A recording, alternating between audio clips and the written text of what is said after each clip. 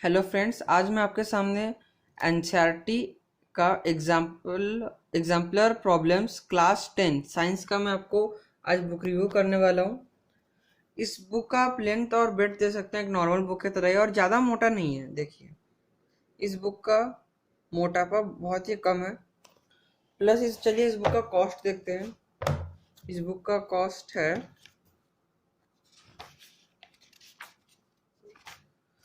आप देख सकते हैं, इस बुक का कॉस्ट है 160।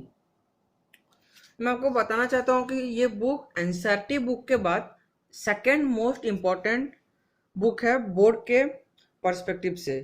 क्यों? क्योंकि इससे डायरेक्ट क्वेश्चन आते हैं बोर्ड्स में। एनसीईआरटी 3 बुक्स पब्लिश करता है। फर्स्ट है आपका NCERT text book, second exemplar problems, और थर्ड है आपका लैब मैनुअल्स। और उन तीनों बुक में से सबसे इम्पोर्टेंट है आपका एनसीईआरटी टेक्स्ट बुक, जो आप पढ़ते हैं आपके स्कूल में, और सेकंड इम्पोर्टेंट है ये वाला बुक।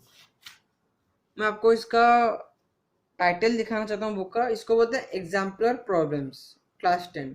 बहुत जगह में इसको रेफर नहीं करते और बोलते हैं कि इम्पोर्टेंट नहीं है, लेकिन एग्जाम पॉइंट ऑफ व्यू से आप देखेंगे इससे डायरेक्ट क्वेश्चन आते हैं। पहले इस बुक में आपको फॉरवर्ड मिला है, उसके बाद सेकंड तो बहुत ही जिस्ट में आपको एक सिलेबस मिला है। इसमें आप देख सकते हैं हर एक चैप्टर में क्या क्या है, इन शॉर्ट आपको पूरा उन्होंने एक्सप्लेन कर दिया है। जैसे कि फर्स्ट चैप्टर में केमिकल रिएक्शन एंड इक्वेशन में आपका deals with the chemical reaction and balancing chemical equation, different type of reaction like combination reaction, decomposition, displacement, double displacement, oxidation, reduction discussed।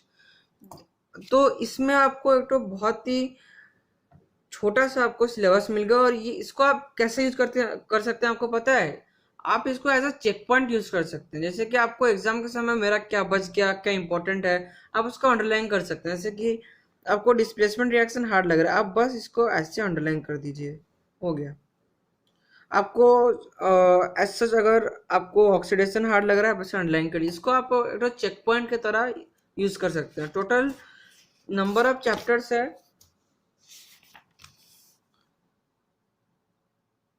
Total number of chapters तो आपके बहुत सारे हैं, लेकिन ये आपको क्लब कर दिया है ये वाला सिलेबस, जिस्ट में आपको एक्सप्लेन किया। सेकंड आपका प्रीफेस है इस बुक का, क्या है इस बुक का ऑब्जेक्टिव, और डेवलपमेंट टीम है, उसका इंफॉर्मेशन हर बुक में जैसे रहता है।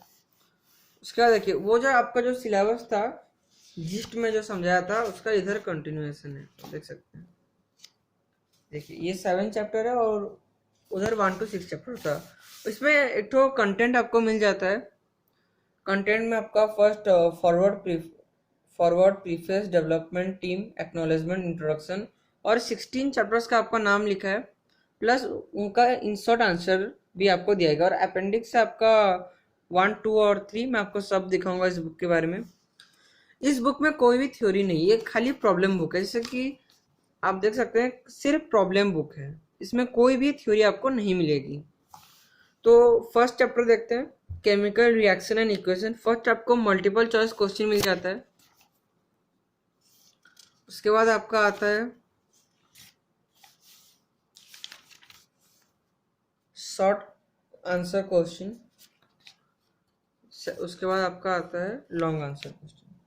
इस बुक का लेवल ऑफ क्वेश्चन बहुत ही हाई रहता है इन कंपैरिजन टू आपका एनसीईआरटी टेक्स्ट बुक का क्वेश्चन। तो आपको इस बुक को यूज करना चाहिए। और इस बुक आपको ओलंपियाड्स अगर आप प्रिपेयर कर रहे हैं या फिर एनटीएससी का आप अगर प्रिपेयर कर रहे हैं, तो इस बुक को आपको जरूर से इस्तेमाल करना चाहिए, क्योंकि ये आपका एक कंसेप्ट बिल्डिंग बुक की तरह आप ले सकते हैं। और इस बुक में बहुत सारे एडिशनल इन्फॉर्मेशन भी आपको मिल जाएंगे। उसके बाद सेकेंड चैप्टर ऐसे करके आपका सब चैप्टर है। और इस बुक में बहुत ही इंपॉर्टेंट चीज़ मैं आपको जो बताना चाहता हूँ, इस बुक को अटेम्प्ट कैसे करें और किन लोग को अटेम्प्ट करना चाहिए। एज सच सबको अटेम्प्ट करना चाहिए, क्योंकि ये बुक आपका बहुत ही इंपॉर्टेंट बुक है बोर्ड्स के लिए, और इससे आते हैं डायरेक्ट क्वेश्चन। तो इस बुक को आपको कब अटेम्प्ट करना है वो मैं आपको बताऊंगा वीडियो के लास्ट में। और आप जैसे ये जो स्पेस है ना, देखिए ये वाला जो स्पेस जो ब्लैंक है, इसमें आप अपना नोट्स लिख सकते हैं। कैसे? अगर ये क्वेश्चन के बारे में आपको कुछ एडिशनल इंफॉर्मेशन आपको जाने या फिर आप और कोई सोर्स से आने, तो आप इधर लिख सकते हैं। जैसे कि आपको अगर कोई लिखना है इस क्वेश्चन के बारे में, अगर कुछ लिखना है आपको, तो आप एक तो ऐसे पॉइंट देके XYZ कुछ भी लिख सकते हैं। ये बहुत ही अच्छा मुझे लगा, इस बुक को आप ऐसे यूज़ कर सकते हैं और बहुत ही इन डिटेल कंसेप्ट आपका बिल्ड हो जाएगा। विद डायग्राम्स भी क्वेश्चन है इसमें, मैच द कॉलम भी है आपका इस बुक में। ऐसे करके आपका केमिस्ट्री पार्ट, उसके बाद देखिए बायोलॉजी में आपको ये आपको केमिस्ट्री, बायोलॉजी और फिजिक्स का अलग अलग स्ट्रैटेजी है इस बुक को कैसे अटेम्प्ट करना है। लाइव प्रोसेस हो आपका, उसके बाद ऐसे MCQ शॉर्ट क्वेश्चन आंसर, उसका लॉन्ग क्वेश्चन आंसर और मैथ द कॉलम ये वाला क्वेश्चन, और आपका डायग्राम बेस्ड क्वेश्चन भी है इसमें। इसलिए मुझे बुक बहुत ही अच्छा लगता है। आपको कंसेप्ट जो है बायोलॉजी में हो या फिजिक्स केमिस्ट्री में आपको बहुत ही अच्छा मिलकर, देखिए ये आपका डायग्राम बेस्ड क्वेश्चन है। आपका अंडरस्टैंडिंग ऑफ द टॉपिक तो बहुत ही अच्छा हो जाएगा। ऐसे ही करके आपका हर एक चैप्टर है। आप ऐसे इसको प्रैक्टिस बुक भी ले सकते हैं, क्योंकि इस बुक को एनसीईआरटी ने खुद पब्लिश किया और इस बुक का ऑब्जेक्टिव भी वही है कि ये बुक आपको अच्छा अंडरस्टैंडिंग और हॉट्स क्वेश्चन आप जो बोलते हैं वो इस बुक में आपको मिल जाएगा। और लॉन्ग क्वेश्चन आंसर भी इस बुक का बहुत ही अच्छा। और आते हैं फिजिक्स पार्ट पे। जैसे कि आप जानते ही होंगे, आपका जो टॉपिक्स है साइंस में वो है 16 तो आपका टॉपिक है। जैसे कि आपका आता है एसिड बेस हुआ, एसिड बेस सॉल्ट हुआ, उसके बाद आपका chemical reaction and equation, metals and non metal, carbon and its compound, periodic classification of element. ये सब चैप्टर जो है आपका, ये सब चैप्टर में ये मस्ट है, ये बुक आपको मस्ट है, ये आपको करना ही है। और सेकंड चैप्टर में आता है आपका biology part, life process, coordinate जो control and coordination, how do organisms reproduce और हेरिडिटी। ये पार्ट है आपका बायो का। देखिए आपको बायो में आपका थ्योरी तो आप जानते हैं बहुत इंपॉर्टेंट है, लाइन बाय लाइन आपको रटा हुआ होना चाहिए। बायोलॉजी का जो भी आपका थ्योरी दिया है एनसीईआरटी टेक्स्ट बुक में। लेकिन अगर आपको प्रैक्टिस के लिए कोई बुक चाहिए तो आप फर्स्ट इस बुक को रेफर कीजिए और इस बुक को कंप्लीट कीजिए, क्योंकि एनसीईआरटी एग्जाम्पलर प्रॉब्लम बहुत ही इंपॉर्टेंट है। मैं इसको बार बार बोल रहा हूँ आपको।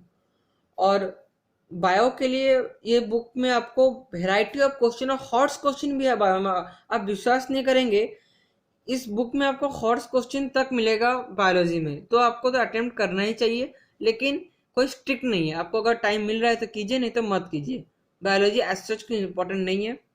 हाँ, केमिस्ट्री इंपॉर्टेंट है। और दी मोस्ट इम्पॉर्टेंट, अगर आपने फिजिक्स पार्ट को इस बुक से अटेम्प्ट नहीं किया तो आपको बोर्ड्स में बहुत ही प्रॉब्लम फेस करना पड़ सकता है। देखिए ये वाला पार्ट आपको जो फिजिक्स का आता है, ये आपका फिजिक्स का पार्ट आता है, light, human I, electricity, magnetic effect of electric current. तो इन सब चैप्टर में आपको इस बुक को अटेंड करना। मैं आपको दिखाता हूँ, इसमें लेवल ऑफ क्वेश्चन बहुत ही अच्छा है। आपका बोर्ड्स में भी कभी कभी ऐसा क्वेश्चन आ जाते हैं और बच्चे लोग कर नहीं पाते, और 5 मार्क का भी आपका आ सकता है न्यूमेरिकल, जो आपका बोर्ड्स में सेक्शन डी होता है। तो उसका प्रैक्टिस कैसे करें, इसी बुक से आप प्रैक्टिस कर सकते हैं। आपको MCQ बेस्ड हॉट्स क्वेश्चन भी इसमें मिल जाएगा, ओलंपियाड्स और अलग अलग एग्जामिनेशन के पॉइंट ऑफ व्यू से। चलिए मैं आपको दिखाना चाहता हूँ ये वाला चैप्टर। एनसीईआरटी में बहुत ही कम क्वेश्चन है और उस क्वेश्चन का इन डेप्थ नॉलेज आपको नहीं मिलेगा, लेकिन इस बुक में आपको हर एक क्वेश्चन का जो नॉलेज है आपको लेना ही पड़ेगा, नहीं तो आप क्वेश्चन सॉल्व कर ही नहीं सकते। बहुत कॉन्सेप्चुअल क्वेश्चन सब है इसमें, विद डायग्राम बेस्ड क्वेश्चन जो आपका आता है वो भी है। फर्स्ट है मल्टीपल चॉइस क्वेश्चन, सब हॉट्स क्वेश्चन है। फिजिक्स में most of the question hots है इस बुक में, जो कि आपको एनसीईआरटी टेक्स्ट बुक में नहीं मिलेगा। उसके बाद आता है शॉर्ट क्वेश्चन को, इसका आता है लॉन्ग आंसर क्वेश्चन। ऐसे करके टोटल 32 क्वेश्चन है आपका magnetic effect of electric current में। मैं आपको गारंटी दे सकता हूँ, अगर आप इस 32 क्वेश्चन को बिना सॉल्यूशन देखे सॉल्व कर लेते हैं तो आपका फिजिक्स में बोर्ड्स में आपको कोई नहीं रोक सकता 100% लाने से, क्योंकि इतना डीप कंसेप्ट इसमें है ना। अगर आप अपने आप सॉल्व कर पा रहे हैं बिना सोल्यूशन देखे, तो आप तो बोर्ड्स में इजीली स्कोर कर सकते हैं फिजिक्स पार्ट में।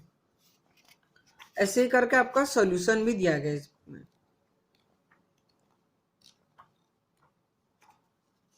और लास्ट 3 चैप्टर जो होता है आपका management of resource, sources of energy, ये सब जो आपका चैप्टर है उसके जो लॉन्ग क्वेश्चन बहुत इंपॉर्टेंट होते हैं। एमसीक्यू तो आप कर ही लेंगे क्योंकि आपको पता ही होता है वो सब, कौन सा रिसाइक्लेबल होता है, कौन सा बायोडिग्रेडेबल होता है। लेकिन जो शॉर्ट क्वेश्चन लिखने का तरीका और कैसे आता है, देखिए ये बहुत ही अच्छा एक्ट है। पार्ट वाइज क्वेश्चन का जो आपको फील आता है ना, हाफ हाफ मार्क का, तो यही बुक में आपको प्रैक्टिस हो ही जाएगा। और आप अगर राइटिंग प्रैक्टिस कर रहे हैं इस बुक का क्वेश्चन को आप लिखिए। अगर राइटिंग प्रैक्टिस जो बोर्ड में बहुत ही इंपॉर्टेंट होता है वो भी आपका डेवलप हो जाएगा बहुत ही इजीली डायग्राम बेस्ड क्वेश्चन के साथ। सेकंड थिंग मैं आपको बोलना चाहता हूँ, इस बुक में आपको आंसर भी दिया गया है। देखिए डिटेल नहीं है आंसर, तो मैंने आप मेरे चैनल पे जाके Arihant NCERT examples problems and solution का जो बुक है मैंने रिव्यू किया है, मैं आपको लिंक डिस्क्रिप्शन में दे दूंगा। आप उस वीडियो को देख के कंपेयर कीजिए आपको कौन सा बुक अच्छा लगता है। बहुत डिफरेंसेस हैं, उसके कुछ प्रोज हैं और इसके भी कुछ प्रोज हैं और डिसएडवांटेज दोनों का है। देखिए आंसर जो है आपका जो एमसीक्यू उसमें खाली बीट दे दिया है, जैसे कि ये हो गया डी बीट, इसका आपका सी बीट। लेकिन कुछ कुछ क्वेश्चन में जो उनको लगा नहीं ये क्वेश्चन मुझे एक्सप्लेन करना चाहिए, जो राइटर को लगा, तो उन्होंने देखिए ये एमसीक्यू का सॉल्यूशन है, कोई भी क्वेश्चन आपको प्रोवाइडेड है। सेकंड आपका आता है short answer questions, in detail explain है पूरा। और कोई कोई क्वेश्चन मैं आपको दिखाना चाहता हूँ तो शायद नहीं है, हाँ है, देखिए हिंट भी आपको मिला है, हिंट क्या होता है और इन बहुत ही जिस्ट में उन्होंने एक्सप्लेन किया है, इन डिटेल कुछ उन्होंने एक्सप्लेन नहीं किया इस बुक के जो सॉल्यूशन को। और कोई कोई क्वेश्चन में आपको लिख देगा कि please refer to NCERT page number this and that, तो वैसे भी आपको कोई कोई होगा है सॉल्यूशन में ऐसे लिखा हुआ है। और देखिए इन डिटेल सॉल्यूशन नहीं है इस, और देखिए सॉल्यूशन में कोई कोई सॉल्यूशन में अगर आपको डायग्राम की जरूरत है तो उन्होंने डायग्राम दे के भी एक्सप्लेन किया है। अब आते हैं इस बुक के सेकेंड पार्ट पे। देखिए ऐसे उन्होंने सॉल्यूशन भी प्रोवाइड किया है।